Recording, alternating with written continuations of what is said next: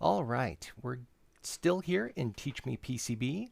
I'm still Mark, and we're getting ready to go. I guess I should do a proper introduction. Get that out of the way. I'm Mark, and I'm your instructor for TeachMePCB. And in this round, we are making keyboards, macro keypads, and I'm here to teach you how to solder them. Now, your design's going to look different than mine. Your design's going to be whatever you want it to be. I did a brain, so you can't do one. You have to do something else creative. And rectangles, my friends, are not creative. You can buy a rectangular macro keypad very easily on Amazon. Do something interesting. Anyways, the purpose of today is to show you how to get these things soldered and assembled.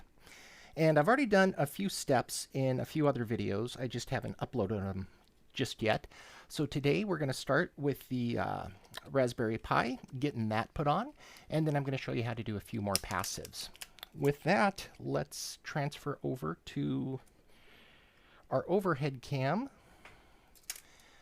This is my keypad. I've got some parts up here, and this is my Raspberry Pi Pico. I don't want to touch it because I don't want to get oils on it that'll make it more difficult to solder than it necessarily needs to be. So we should be able to zoom in here a little bit more.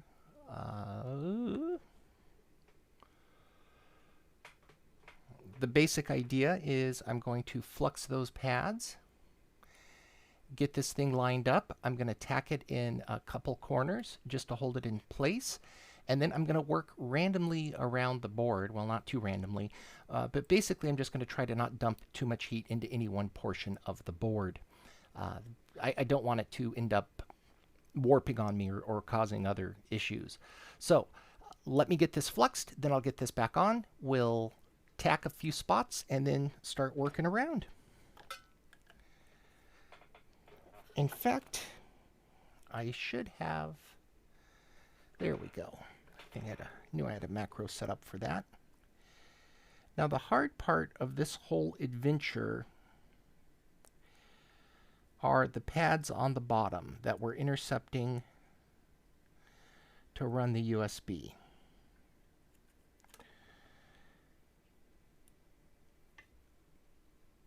Really, the best way to solder those on is in a reflow oven to put solder paste on there. I'm going to try doing it with, I do have solder paste here, by the way, but I figure you guys might not. So I'm going to try doing it with regular solder. We'll come back to those in a couple minutes. So the first thing I'm doing here is just getting this thing on, and then as long as I don't touch a pad, I should be okay. Try to get it centered a little bit. That appears to be. Now I'm going to the microscope view so you can watch the soldering in blistering detail. I know, you're excited. I'm excited for you. But it also lets us see that we're not quite as aligned as I thought we were.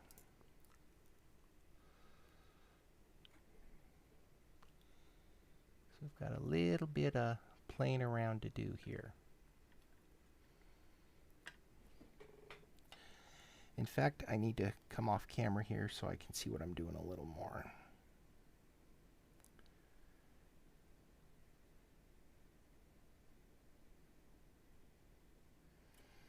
Okay, let's see what that looks like. Bad is what it looks like.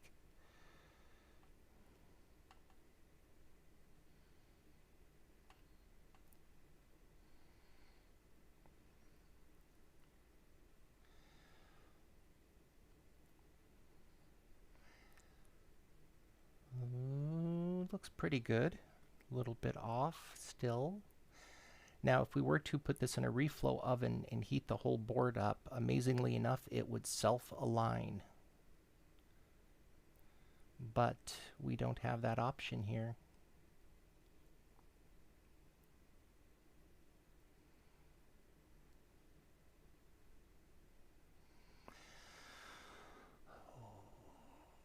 Okay. Let's see if I can't get a spot or two tacked, and then I'll come back and work on the pieces in a not entirely random fashion, but I am going to jump around so it doesn't look like I'm overheating any part of the board, and I'll explain that in just a second here.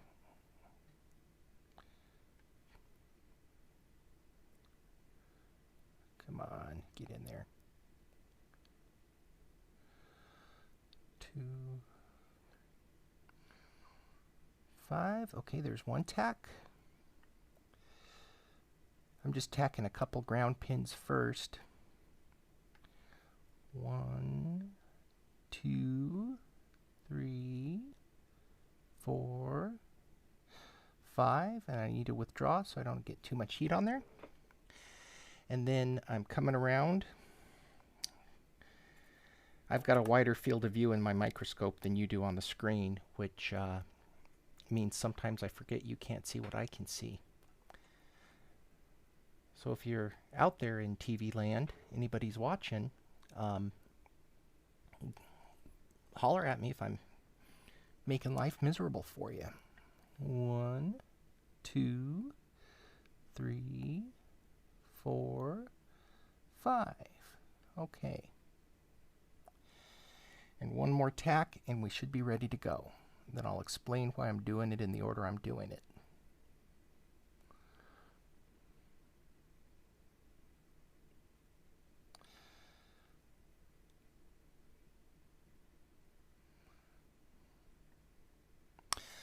Now, this board is going to experience some expansion as it heats up, and that's a problem. I wonder if I can zoom out. No, that's as far as it goes out.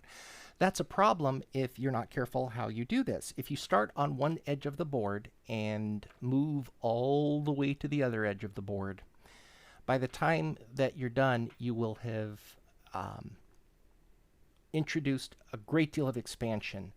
And as these things start to cool, the board will be under stress. Now, over time, that could cause your joints to crack and break. It might even make your board warp while you solder it. It's not a good thing.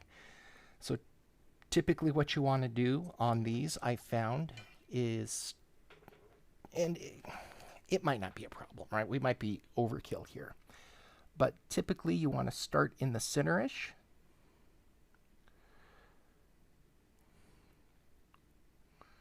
One, 2, do a couple of these.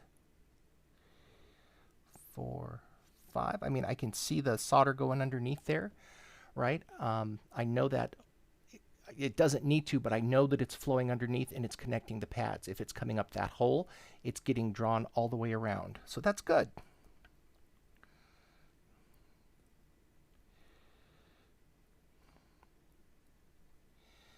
See, and now that I have those spots tacked, I can worry more about getting a good solder joint than having to shift it around. What I was doing here is just dumping a bunch of solder on. I was more worried about not touching the board and shifting it and getting it out of alignment than anything else. We've got a little more solder than I necessarily need over here.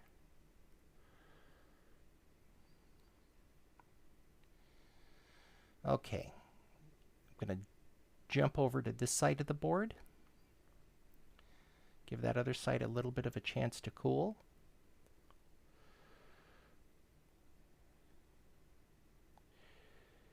Looks like I could put a little more in there. And I need to back off because I'm dumping too much heat. All right. So one side of the board is, or not one side, but we've got a few pins in here soldered. You don't need solder to fill in the holes too, but that does give you a good indication that it's flowing very well underneath. So I'm going to hit this side. Looks like I could use a little bitty bit more flux here.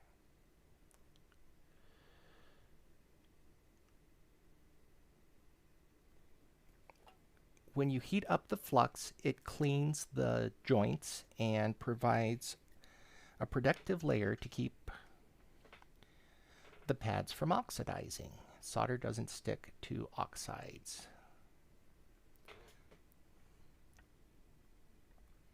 Am I on screen for you here? Okay, one.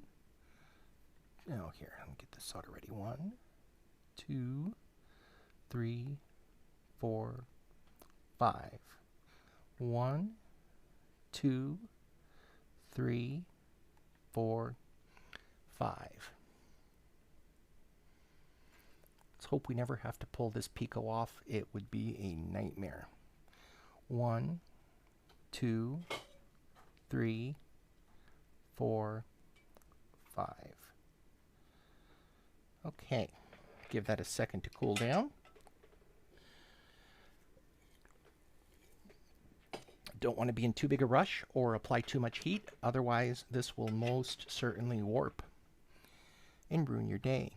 1, 2, 3, 4, 5. Now I had an issue there. I couldn't get the solder where I wanted it to go. That was my fault. That wasn't anything else it was doing. User error. 1, 2, 3, 4, 5. And I'm going to have to come back to that one.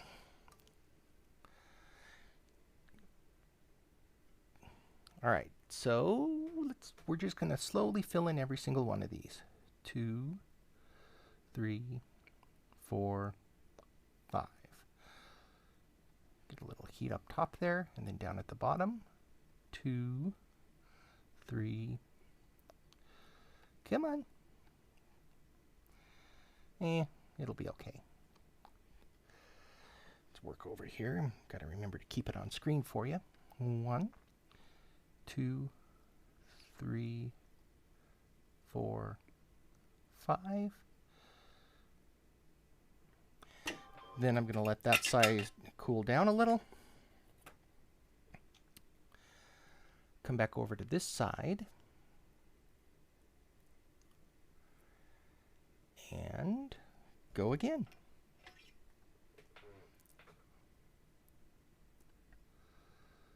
You know, that's bothering me a little. I think I'm going to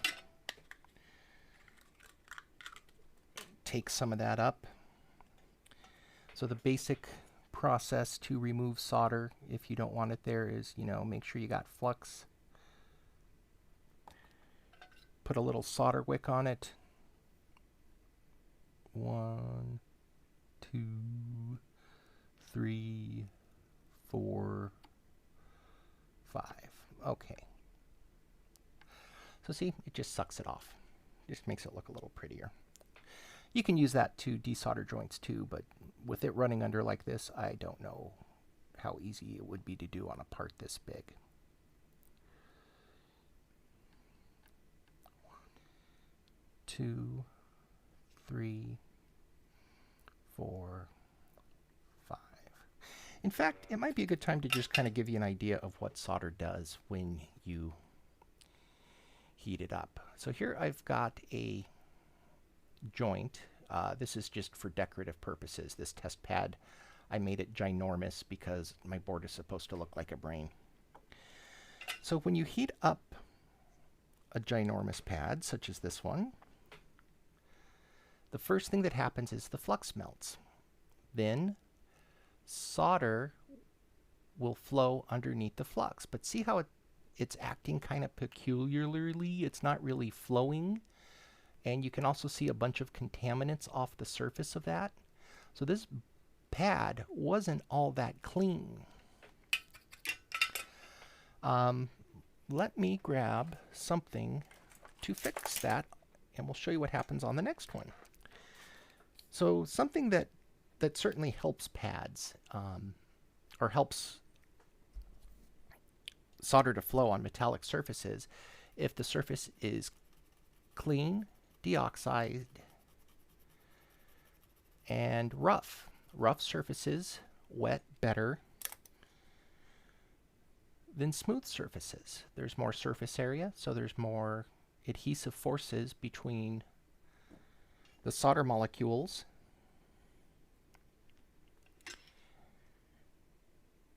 and the the solder molecules in the metallic pad. So I'm just soldering my tip, just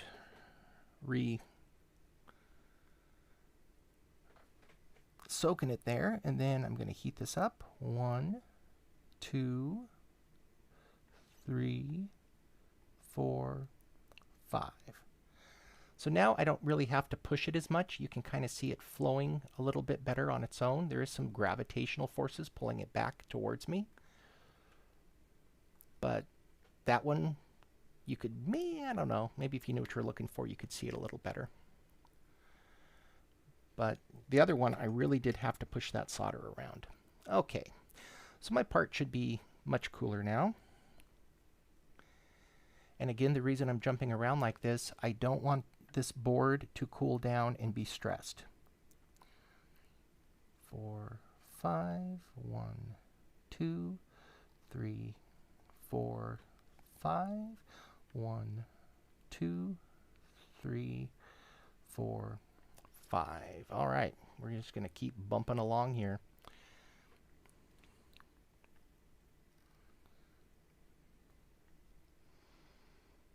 Guess that one's good.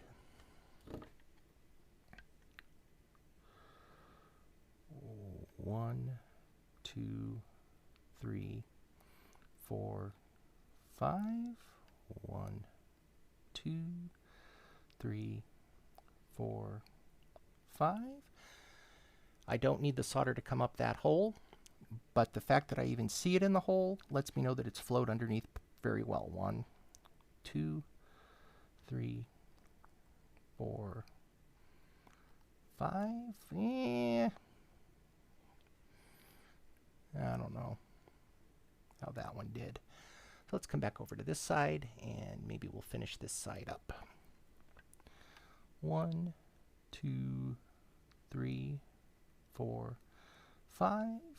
1, 2, 3, 4, 5. And pushing it.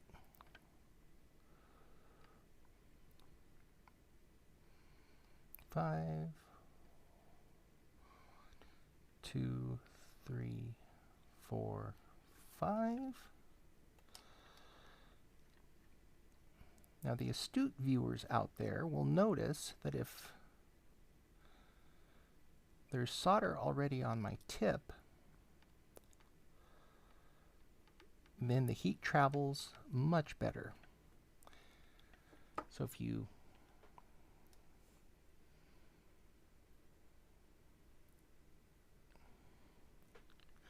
right now I'm just doing this for aesthetic reasons.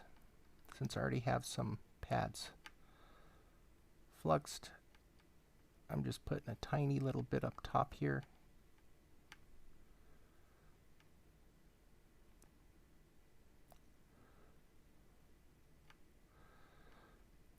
Just to make sure they all look uniform and pretty. Although, I mean, if I could get all my joints to look like that, I would have left it, but I didn't. I am out of soldering practice.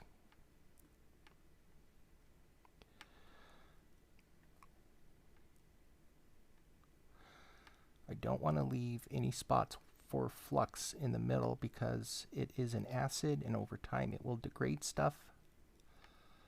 So I just want to make sure I boil it all out, so that when I come through and clean later, everything's golden. And again, all I'm doing right now is just putting some on top just so they'll all look the same. I'm going to use this as my marketing sample. 1, 2, 3, 5, and 2, 3, 4, 5. Now to get the solder to flow underneath, you really don't want the board pushed firmly down. In fact, if we were using a pick and place machine, it would hold it a particular distance above, but we're not. So we take what we can get.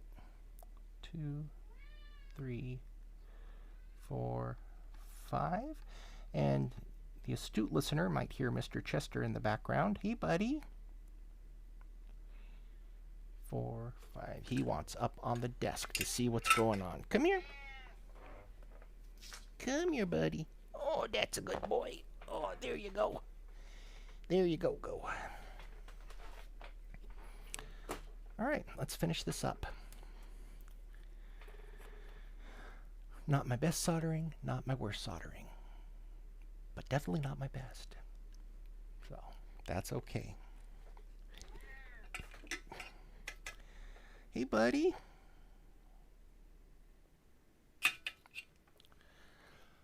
All right, let's see.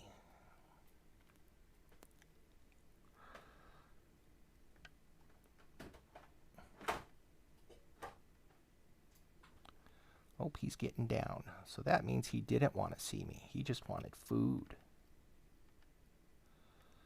Boy, I tell you. Some kitties. All right. 1, 2, 3, 4, 5. Hey, buddy. I know. That's Chester's song of his people.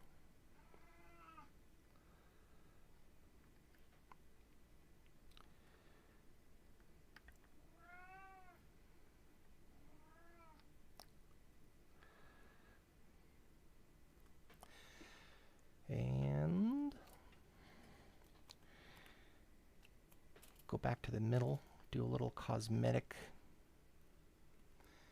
repair here.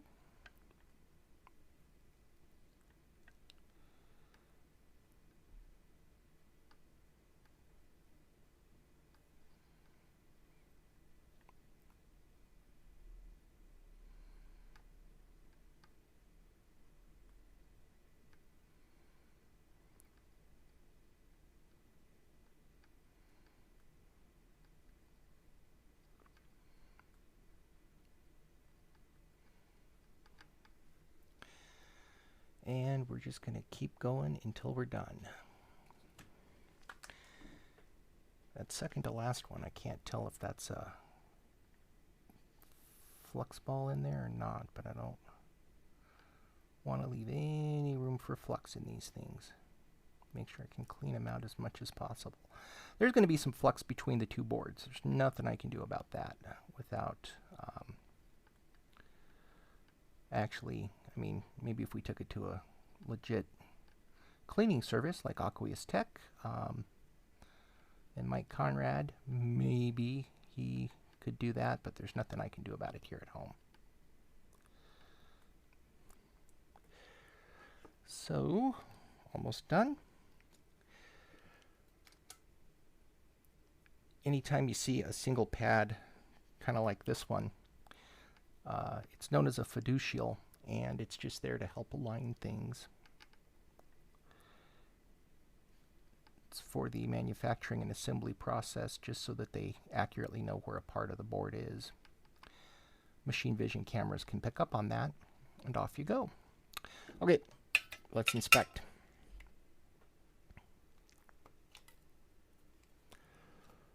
Looks like we're going to have to go up to get you all in focus.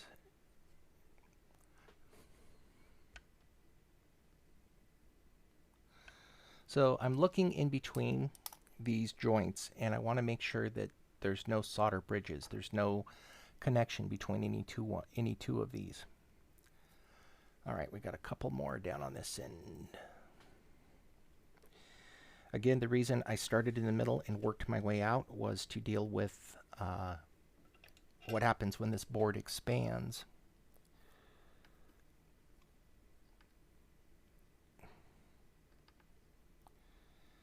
I don't want to be in a situation where the board is under stress and warping. Otherwise,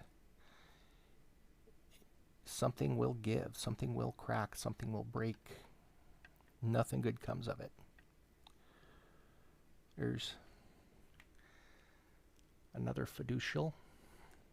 And then we've got the hard part. We have to intercept those pads on the back side. That's going to be tricky, but we'll do it. Just going through now and doing a little more cosmetic. I don't want to leave any spots where there might be holes or voids. So what I'm looking for, and you can kind of see it there, well, you can't really see it. I can see it much better under the microscope than you can on screen. See, there's a dimple.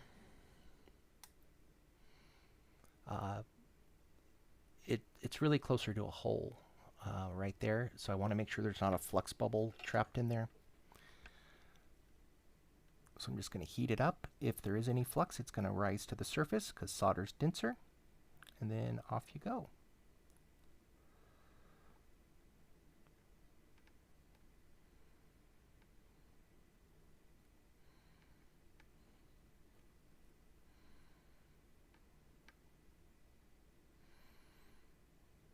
Okay.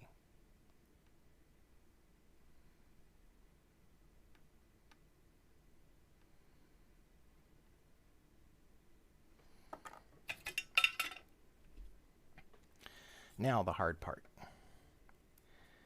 To intercept those test pads. Let's see where we're at here. Right about there.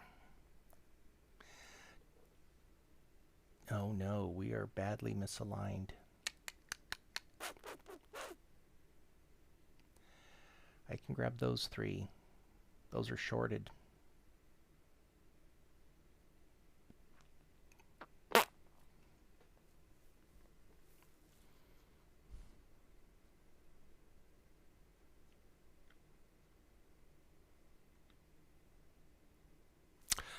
That is bad.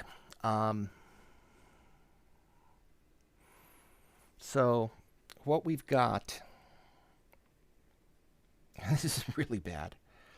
So here I've got ground, right? That's cool. I could grab that. These three I forget, but those are grabbable. This is the showstopper. See those two? Data plus, data minus for USB. And these pads are shorted over that one. Oh man.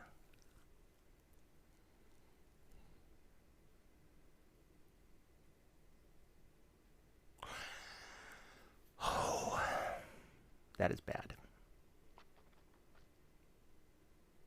All right. Now, that means I can't use USB. How are you going to program it? All right. We've got to fix this. Oh, man, man, man. That means all that solder I just put on, every little bit of it's got to come off. Now, I'm not a complete masochist. I am going to use a tool that is designed to suck solder off rather than sitting there with a wick and spending half a day. But even then, even if I get all of that solder off, I don't know if, you know, there is something we can try, actually, come to think of it. I wonder if it is possible at all. I don't know what kind of distance there is between the board and the Pico. Oh, it doesn't feel like any.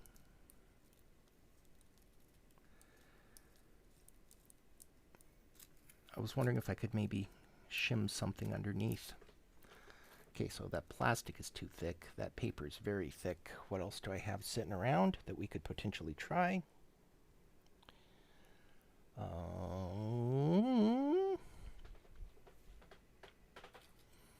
Here's a thin piece of something.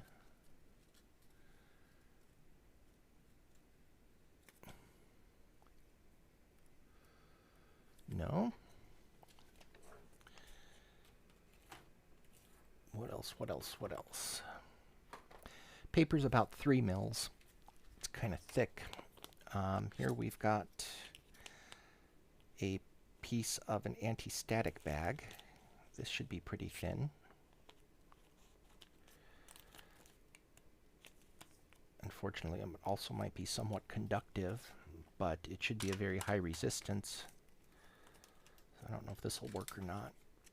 Let me thin that out a little. Man, oh man alive. No. Okay. Well then.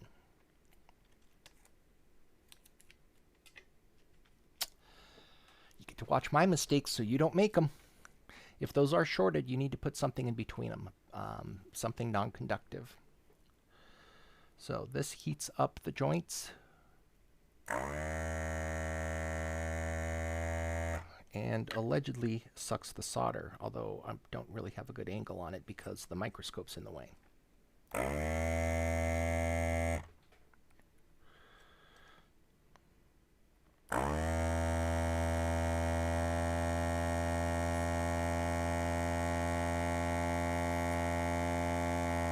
Nope. Well, that was a fun fail. I can't use that with the microscope. I can't get that in the appropriate angle. So we're back to old school methods.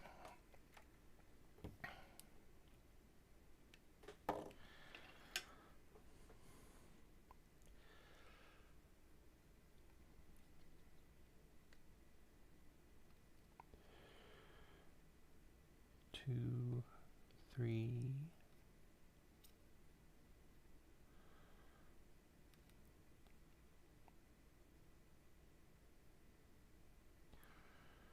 Five. Oh man, I don't know.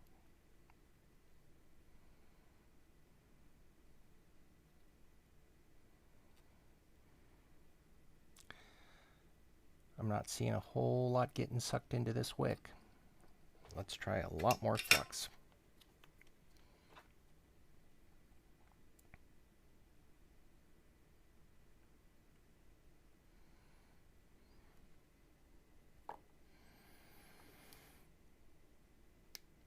This is not good. I might have to pull out some tools that you don't have to fix this. 4, 5. 1, 2, 3, 4, 5. 1, 2, 3, 4, 5. Okay, now I don't know if we're actually getting underneath that at all.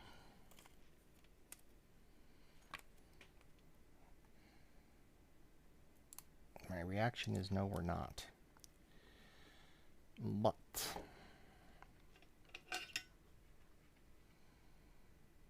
so the problem there is either that I'm misaligned more than I thought, or more likely I screwed up the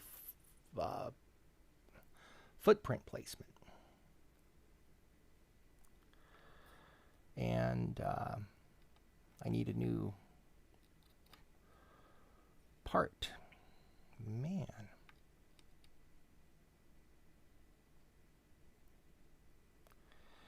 That is indeed disappointing.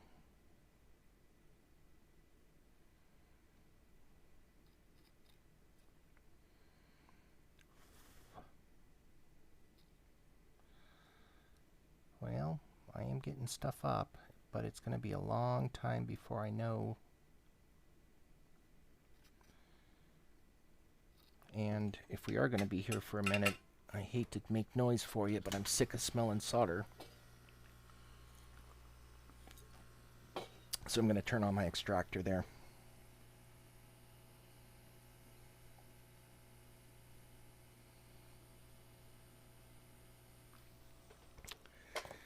Clean that up.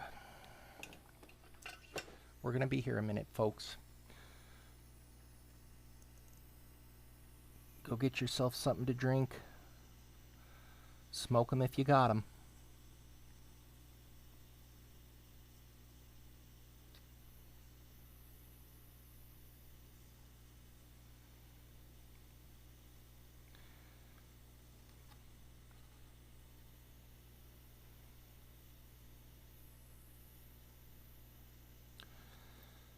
So what you want to see, and what I'm not seeing, is that solder suck into the wick. It is doing it a little bit. And then you have to remind me to keep moving this board around so you can see what I'm doing.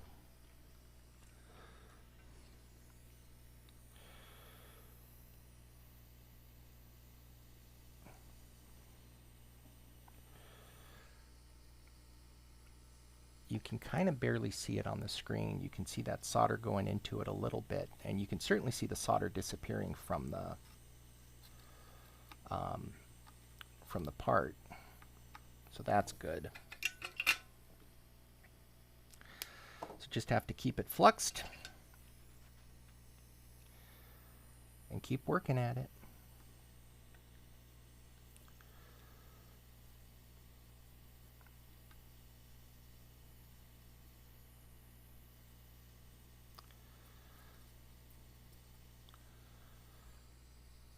And we just have to take our time. Looks like I can do a little better job of focusing for you there.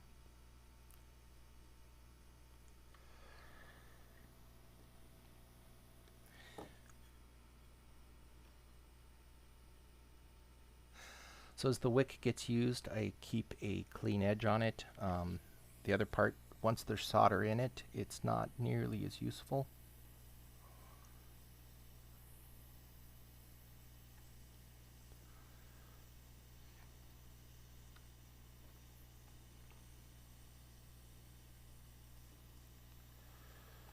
This would be a good time for some music. But I don't think I can have any on because I think YouTube frowns on that.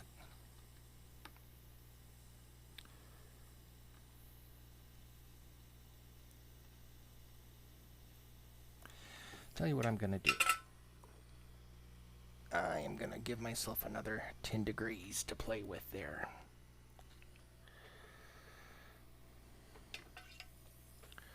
Make my life a little easier.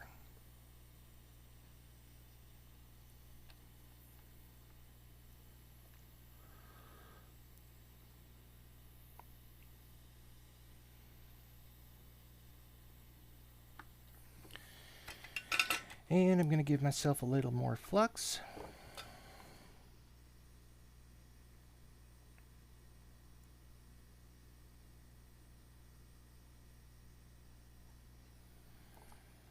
Just to make things flow a little easier.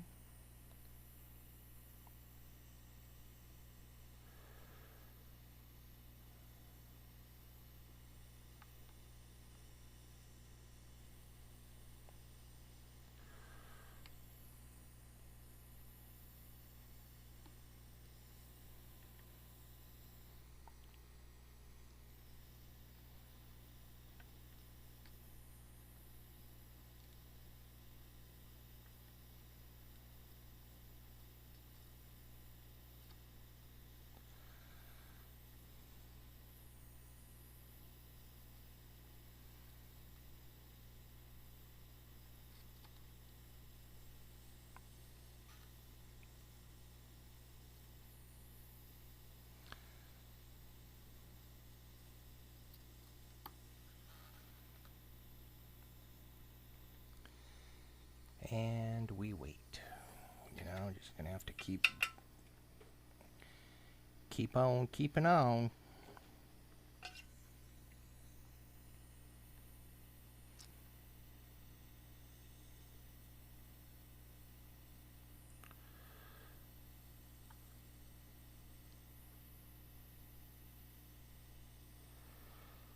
Man, oh man, is this disappointing.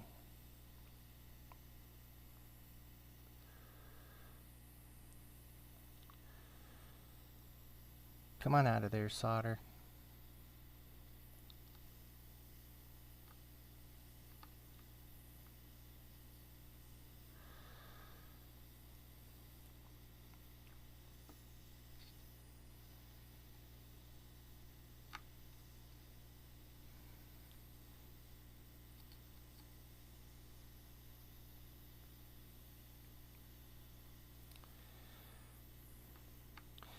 But you can't get in a hurry. If you get frustrated, you need to stop because you'll end up destroying something that you don't want to destroy. And you don't want to do that. Boards are expensive, parts are expensive. So if you get frustrated, back off and stop.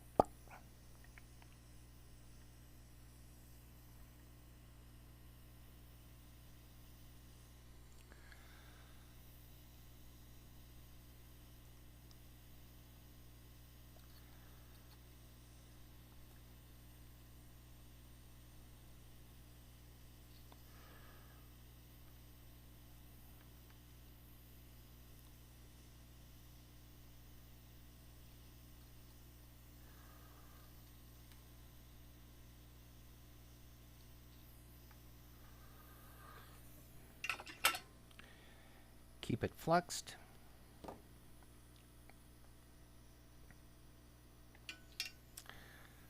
You know something? I know what I need to do here. Well, I'll do it in a minute. Let me get as much of this stuff off as possible, and then I'm going to switch over to some low temp alloy. But I can still make progress with the flux with what I'm doing right now.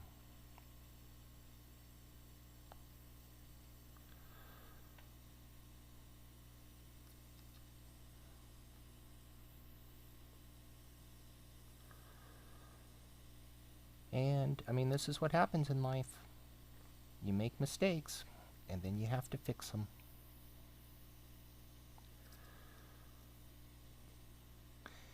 One of the things I'm noticing is that my tip is no longer shiny. Once it gets an oxide layer on it, it's not so good at transferring heat. So you want to make sure your tip is shiny and clean. So I'm just going to melt a little solder on the end of it.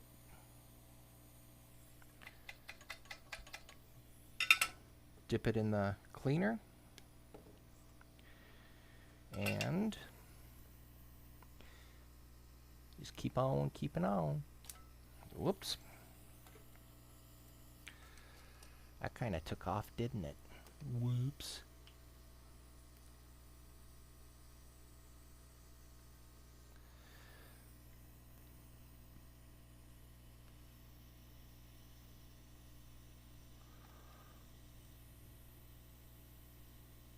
Well, the good news is the other instructor for this course, Jesse Robinson, he knows what he's doing, so you don't have to watch my shenanigans. He'll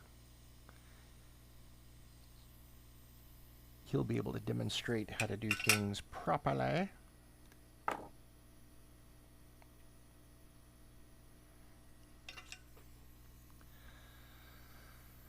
But this is okay. This will show you how to deal with things if things do go wrong. You deal with them. You don't give up.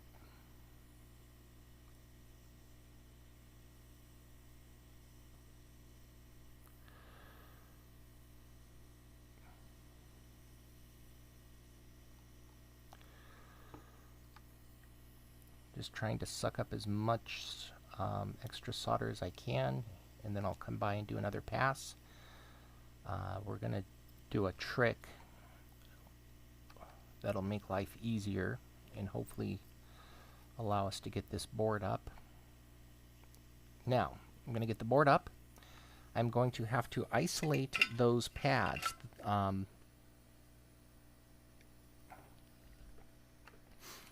mean, I can try aligning them and see if maybe it's just a problem of a minor misalignment, but it looked like it was more severe, like it was a bad pattern.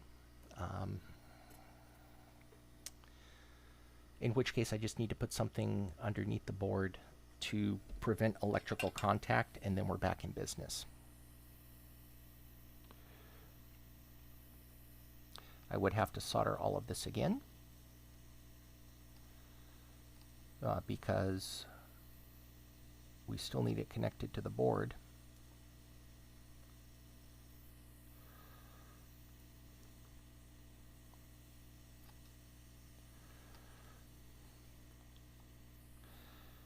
The way that the Raspberry Pi Foundation called out the dimensions in their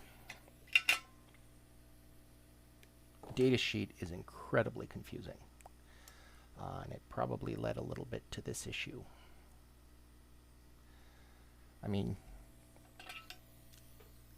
it's not off by much, so I don't know if it's where the mistake happened. I'm going to have to go find it and fix it. But it's off enough that it's a huge problem. That would keep the data pins on the Pi from working. The USB would not work at all, which means what are you going to do? How are you going to program it?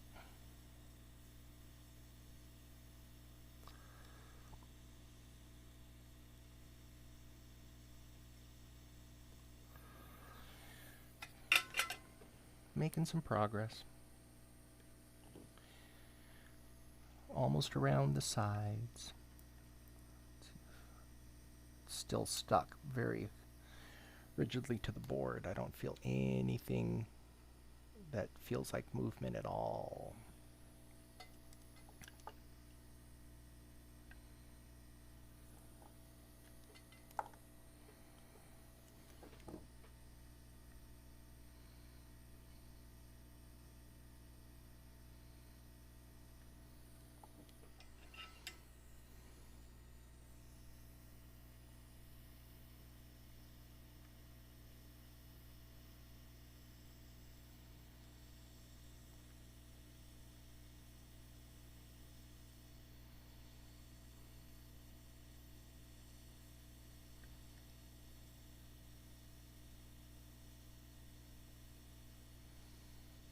This is doing a pretty good job of wicking it out.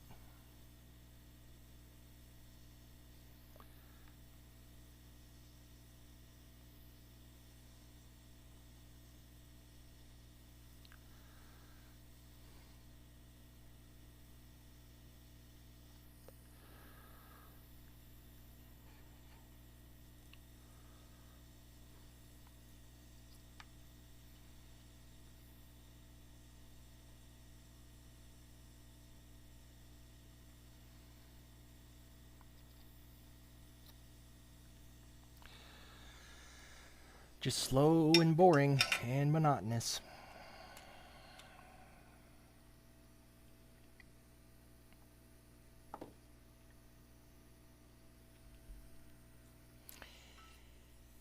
Getting there. Well, I think this is good though. I mean, nobody's perfect. You guys out there, some of you are certainly going to make some mistakes.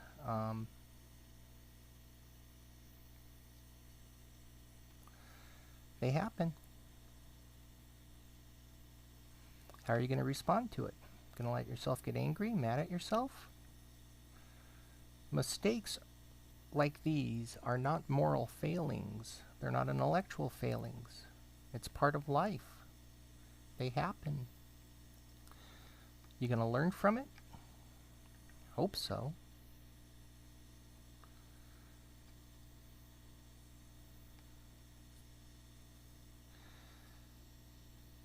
It's okay to be disappointed, it's okay to be upset, but you don't want to work that way. You don't want to let yourself get out of control. Right? It's okay to have feelings. I'm not telling you not to have feelings. What I'm telling you not to do is start shouting at your cats or your walls, or, you know, throwing your parts across the room. That's not going to help anything. Just going to make things worse. Then you got another problem to solve.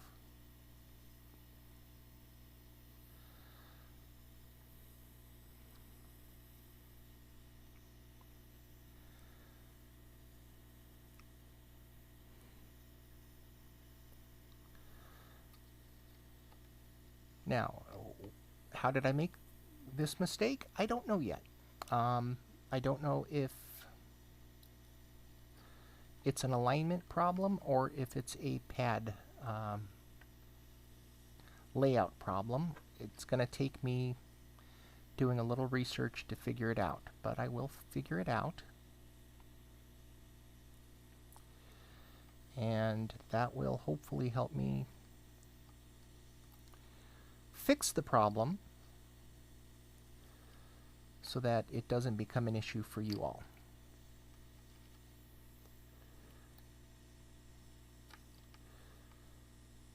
get that pad cleaned up too while I'm here. Give me an idea how the solder's working.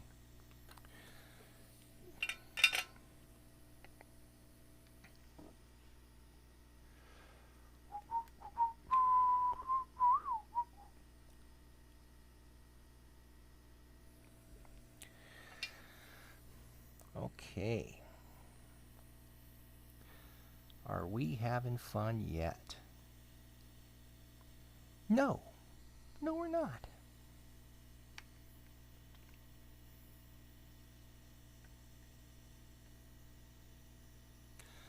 But this stuff does happen from time to time. It is part of the process. Right, I could have had a different problem with this board. It could have been defective in some manner. I don't know. And I'd have to do the same thing.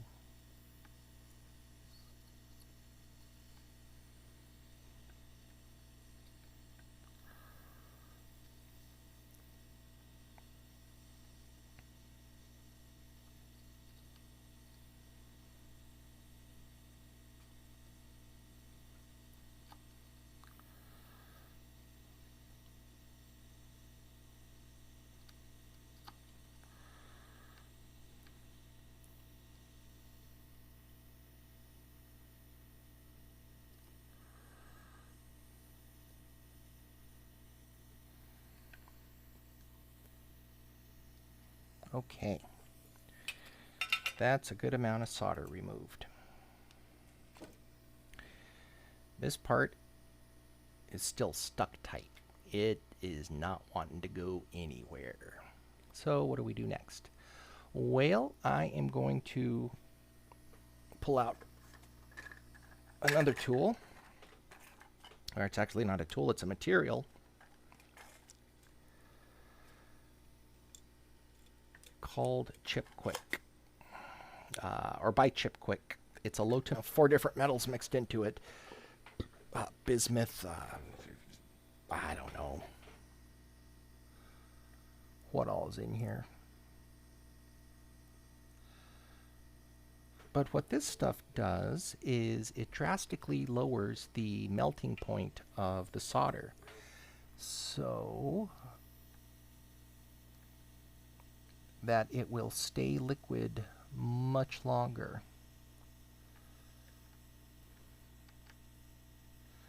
So I want it to mix in with the other solder.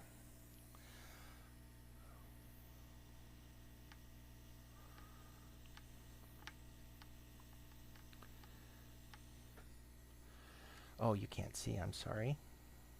Let me show you what this looks like when you put this stuff on.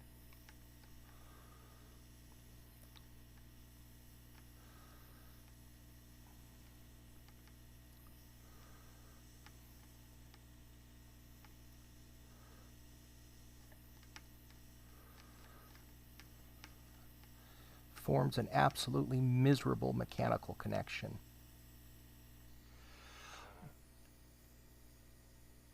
But with the lower melting temperature, you can heat up multiple pads at once, and it makes it easier to remove them all.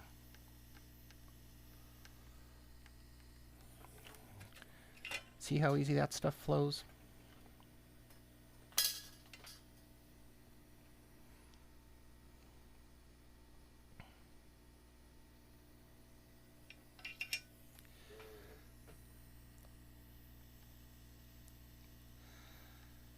Now I could theoretically, after I get a little of this stuff on all the pads, I could theoretically throw it in a reflow oven at a low temperature, say 200 Fahrenheit, and pop that part. Then I'd have to go through and clean everything up, but I could get that part back.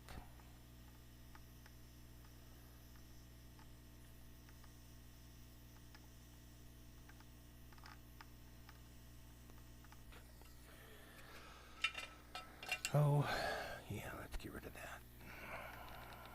Make sure we're underneath.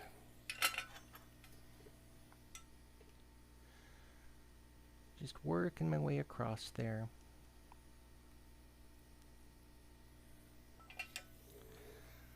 Looks like some people are popping in.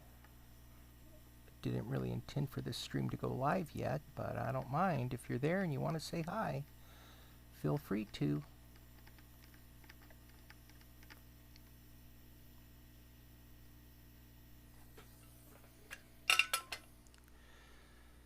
Just moving this over so you guys can see what's going on.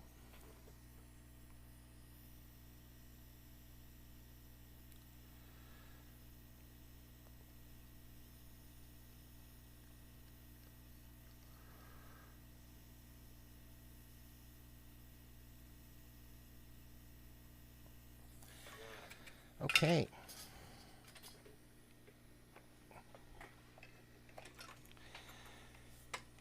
Now I'm going to try this again. We'll go over to our overhead cam. Whoop! I'm going to give this a moment to heat up.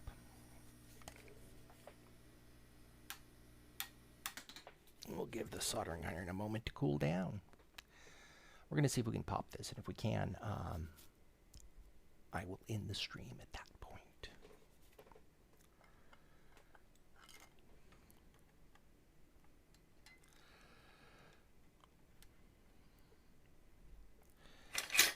I don't want to put too much pressure on this part, but I want to put a little bit of upward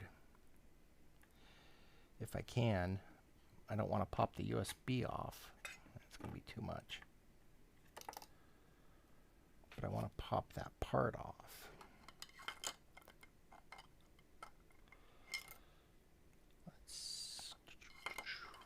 What might get under there? That might get under there.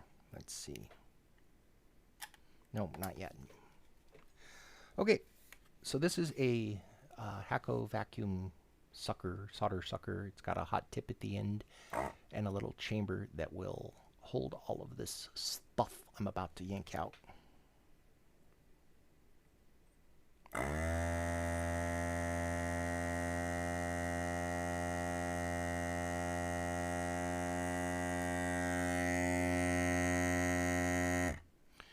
And I'm just trying to remove the bulk of it.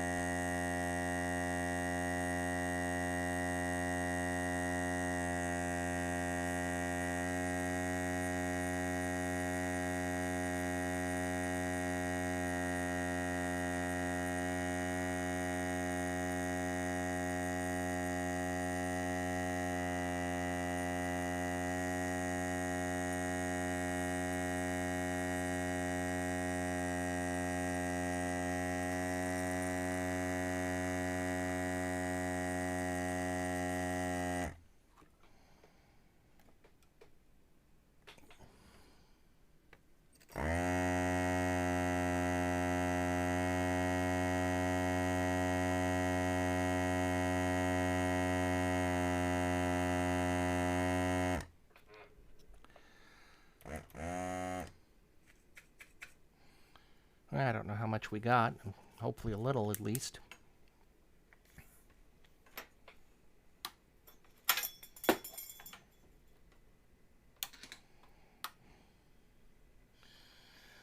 The hope is that I can simply save a little bit of not a lot, but a little bit of the solder flux there. Okay, we're back on.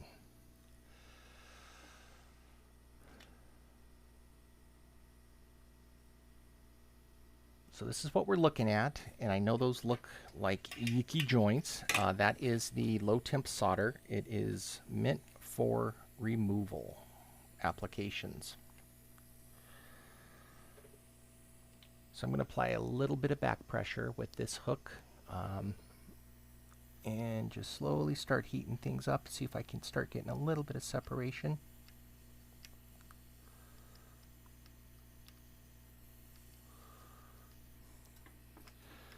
If this doesn't work, I'm going to have to go to my hot air gun, which I know is cheating a little because you guys don't have that.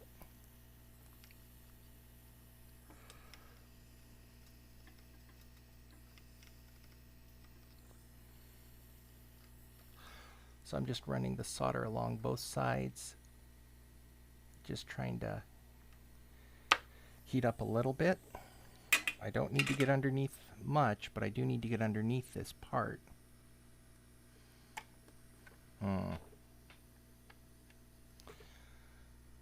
Without destroying my board. See, those holes are lined up. But those sure aren't. Man, oh man, they're off. So it's a problem with the pad layout.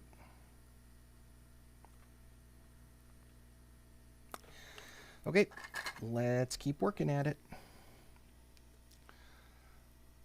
Let's not give up just yet. Looks like I could use a little more flux in a minute here.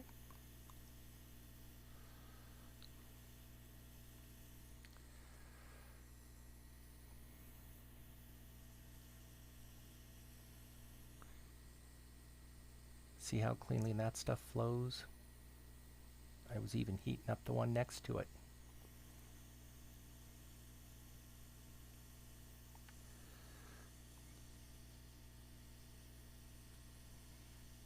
Looks like the issue now is that my wick is full. Wonder if moving to a thicker wick would make this part go any faster.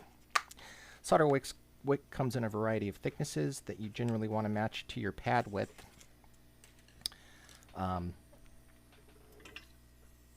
You can get, I forget if it comes in like 50,000 width variations or something else. I don't really remember. But you can get all sorts of different thicknesses.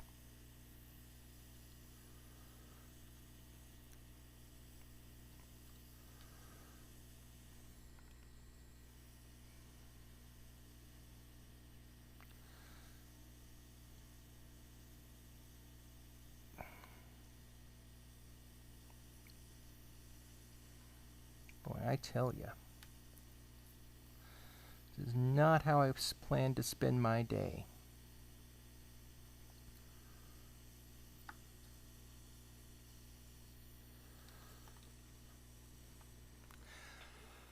I wanted to be soldering on all sorts of pieces and making the little LEDs light up and showing you how to solder switches, but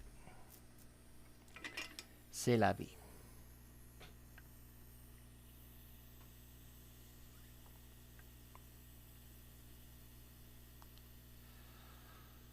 I wonder if there's any country songs about when good solder goes bad.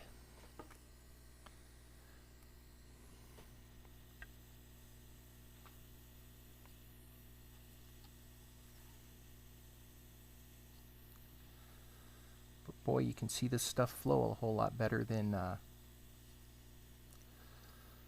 the regular lead-free stuff, right?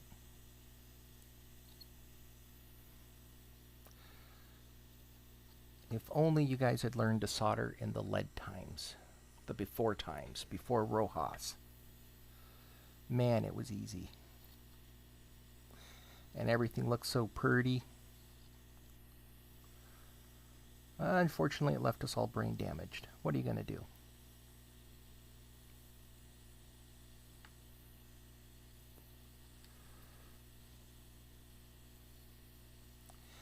Interesting fact, one of the first scientists who discovered that there was lead everywhere was involved in the Manhattan Project. And afterwards, he went back to school and he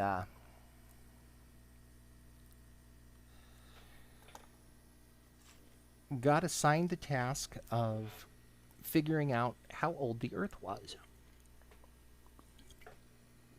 So we didn't used to know. It took a little bit of scientific advancement by way of the mass spectrometer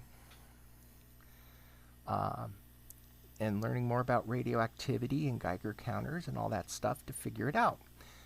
So anyways, uranium decays into lead at a predictable rate.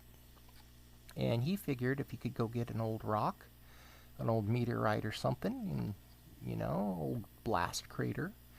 He could look at the ratio of uranium to lead and have a good idea of how old the thing was. But the trouble was, he couldn't get an accurate lead measurement. There was lead everywhere, lead in the paint, lead in our bodies, lead even in his hair that was contaminating the experiment. And that was because we tended to use leaded gasolines at the time. You know, this is the 50s. I think we started lead in like the 30s. So he was whooping and a wallering and causing all sorts of trouble in scientific communities, saying, hey, you know, there's lead in everything, guys. This isn't good. It didn't used to be there. And everybody said, so what? What's the problem? Because, you know, back in the 30s and 40s, lead wasn't bad for you. It's like, even if it is in the environment, how do we know it's in our bodies? And, you know, blah, blah, blah. Now, with time,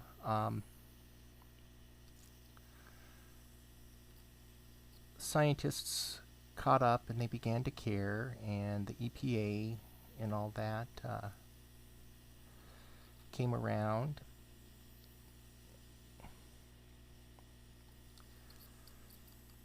And eventually we got lead out of the paint and lead out of the gasoline and lead out of everything. But it took a long time, very long time. And meanwhile now, you know, there's correlations between lead and violence and IQ and all sorts of things. It's bad for you, folks. But man, it made nice solder joints. So when we went lead-free, the temperatures on everything shot up. I mean, we did come up with new solders, which is good.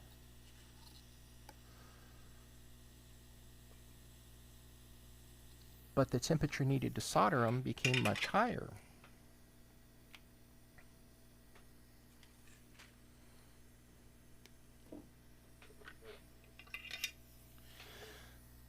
Oh, I'm not on screen anymore. Sorry. You guys got to tell me that when it happens. Even though this is recording. I don't know. I'll figure it out. Anyhow, so after we got rid of lead, the first thing that happened was a phenomenon called tin whiskering.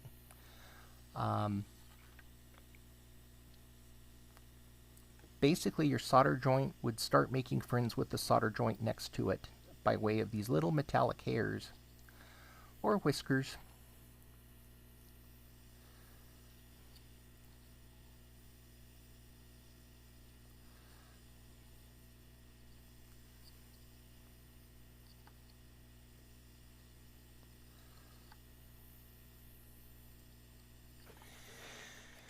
Causing short circuits and all sorts of stuff.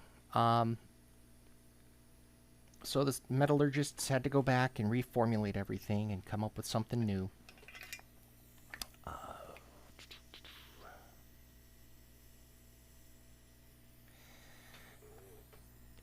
Now, for aerospace and military applications, they still get to use lead. The joints are more pliable. I mean, we still don't have a perfect solder, right? An environmentally friendly perfect solder. Because the lead stuff, even though it's horrible for the environment and for people, it's really good for electronic joints.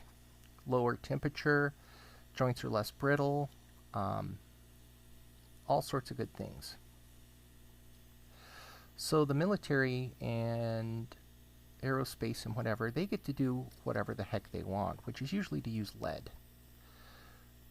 So assembly houses have to have leaded and lead-free assembly lines. And they don't allow the two to mix.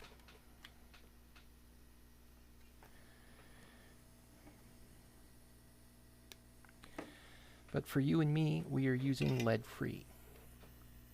But it does expose the components to higher temperatures during reflow.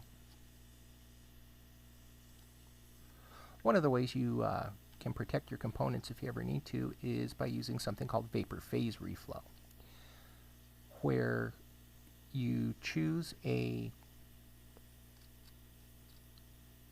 molecule whose melting point, or I'm sorry, whose phase transition point from gas to, or liquid to gas and back is just a few degrees above the phase transition temperature of the solder that you're using. So why do that? Well, when you put this thing in a bath of that liquid, your board's going to be cooler than the gas. And that means it's going to, the gas is going to condense on your board. We're going to have to go hot here in a second, I'm pretty sure. But anyways, the gas condenses on your board and it dumps all of its energy into it. Okay, let's see here.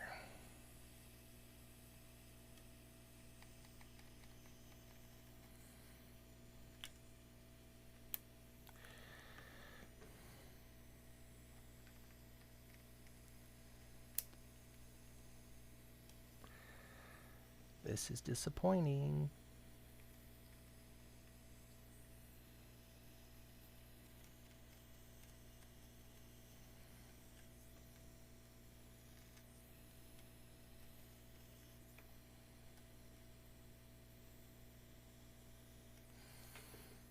Okay, I hate to do this to you.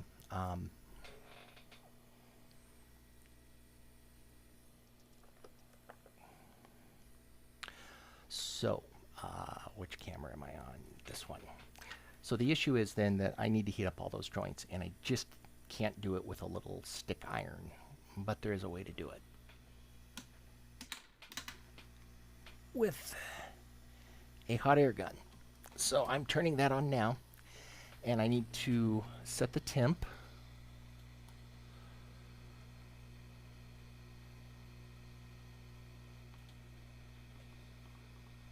Okay.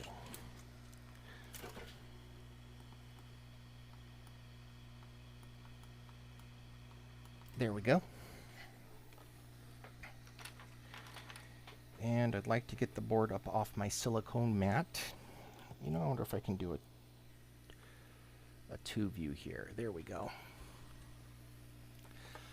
I want to get the board up off my mat. I want to get the iron heated up. We got a couple things going on here. Then I'm going to try to heat up all those joints at once. Just dump a lot of heat into that board.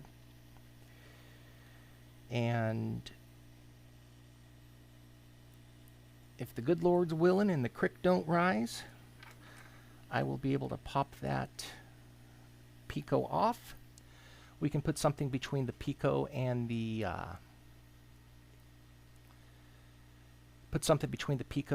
the board to isolate those joints. And then I get to solder it all back on. Yeah. Oh boy. Sebastian, I hope you're not watching this. We're not all as good as you, buddy. He's probably sitting there right now with popcorn, just giggling like a schoolgirl. Just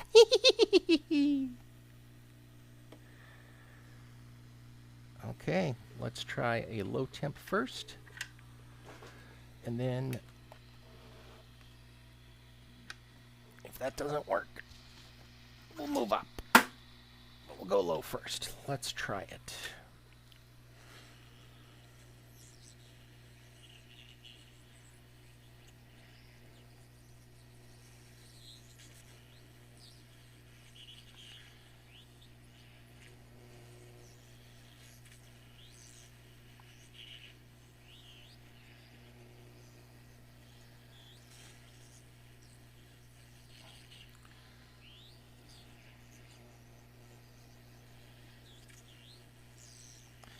The reason I'm trying to lower temp first is I'm hoping that chip quick got in there underneath. I don't know that it did, but that would allow me to apply the least amount of heat to this board.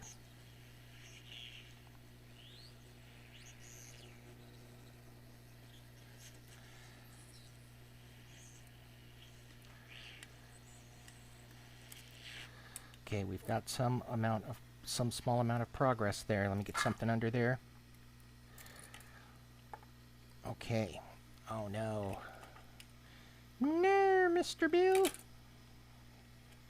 Of course. Of course.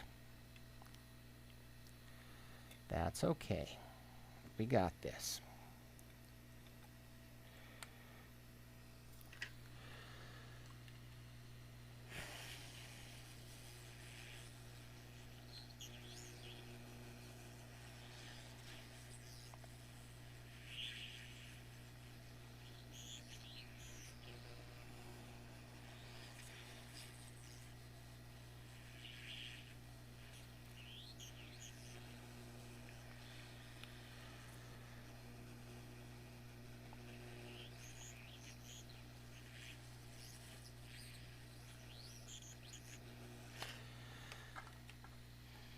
Not seeing any additional movement, so I think I need to get underneath a little further over here.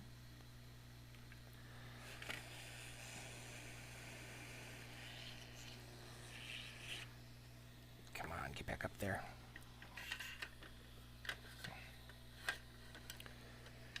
Stay, I need to get a stand that's closer for that thing.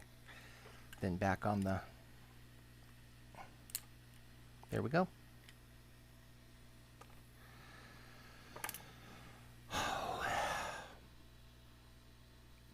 I know it looks messy. That's all fixable. But we have it. It is free.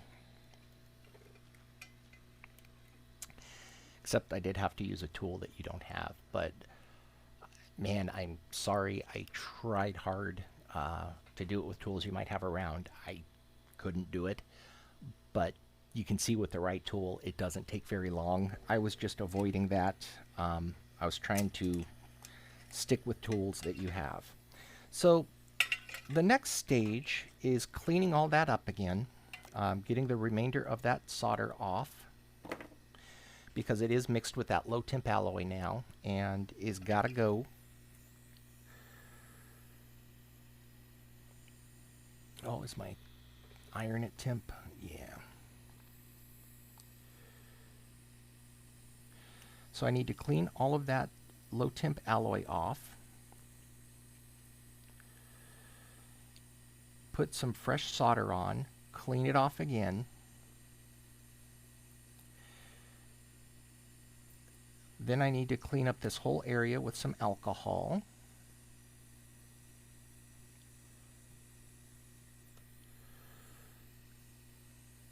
Let's make sure I get all that off. Clean up the whole area with some alcohol. I'm going to put some Kapton tape over those misaligned pads.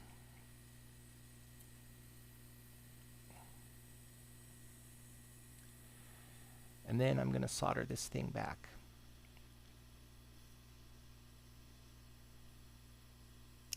You're not really supposed to drag this across.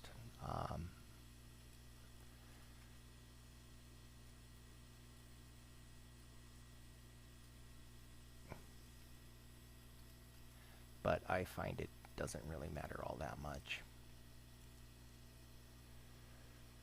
So I want these things to be as planar as possible, as flat as possible.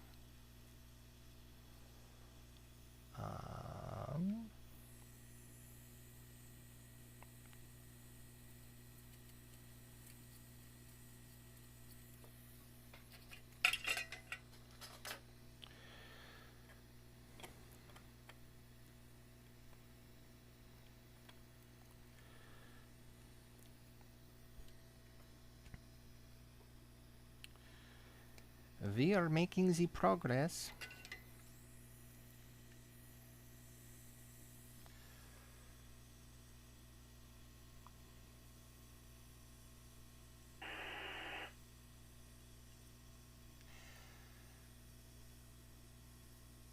So did you see what having the right tool can do for you though, man? It makes a difference in a hurry. I was really hoping I could get away without it, but sometimes you need the right tool for the job.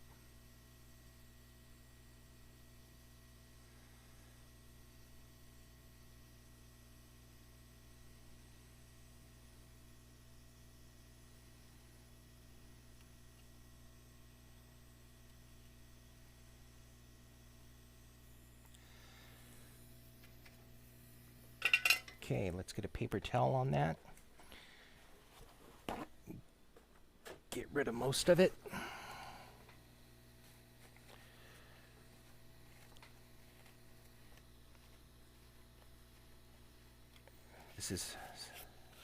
Flux is really sticky. It's not going to go on its own.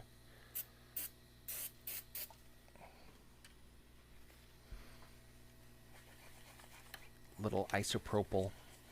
You don't need the spray can. Just from your medicine cabinet will do.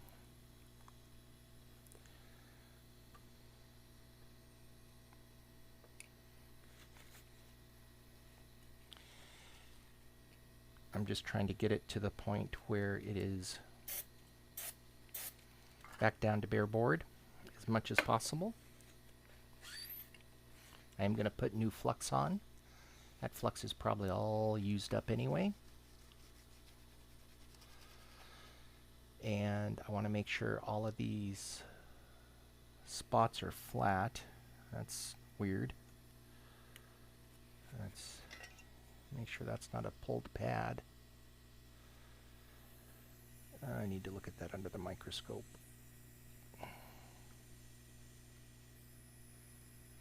See what that is.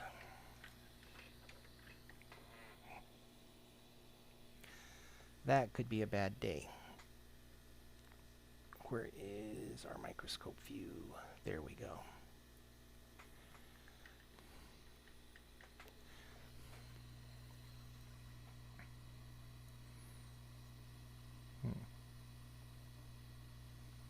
Sure does look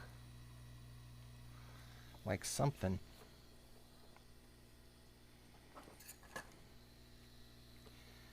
If we've broken that pad, if we've taken the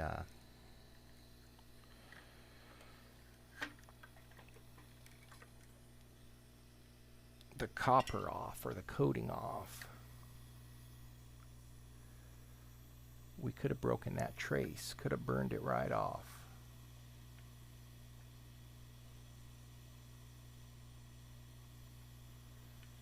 Yeah, see how it's not sticking? The metal's gone. It went with the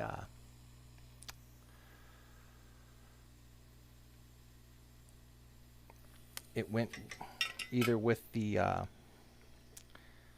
solder braid or it went with the Pico. Either way, we no longer will have a connection between the Pico and whatever net that is.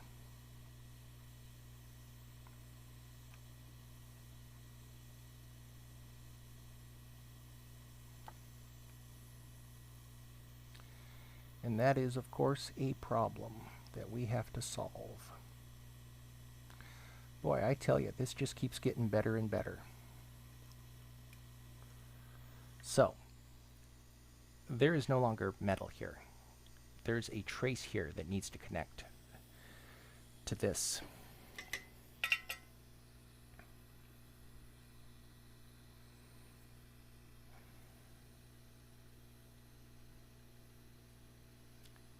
It looks like it might just be a test point. I'm going to have to get back into my schematic and see if that is something that I need to repair. Because if it is, that is going to be an adventure all in itself.